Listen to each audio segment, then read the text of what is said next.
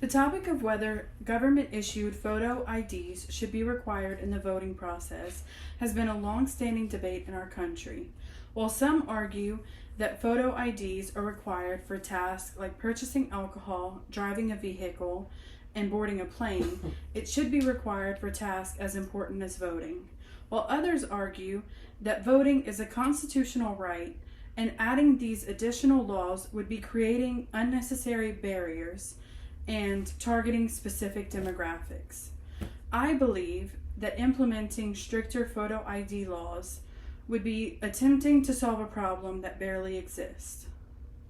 The Washington Post found in their 2014 study that only 31 cases of in-person voter fraud had occurred since the year 2000. Because of these low numbers, I believe that implementing these laws would cause more harm than good.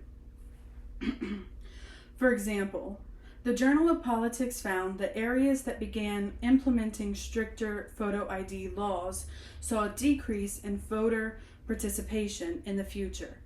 In the 2016 Wisconsin election, they saw a decrease of 200,000 voters after enforcing stricter laws. This shows that these laws have the potential to shape election outcomes, especially whenever specific demographics are affected by them. The Indivisible group found that of voters lacking the required identification, 18% were over the age of 65, 25% were black, and 15% were low-income Americans.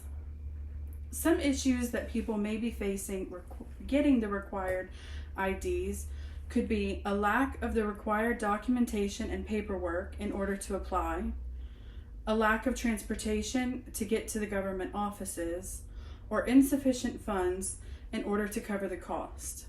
With this in mind, we should remember that all Americans deserve an equal right to participate in the voting process and a say in our country's future.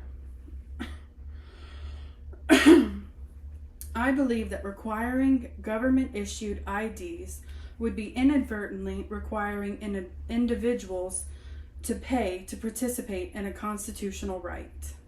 A better solution for the problems our voting system is facing would be targeting the leading causes of fraud in the system and troubleshooting specific plans and solutions for those problems. Another solution to the voting problems we are having could be implementing stricter penalties for crimes committed.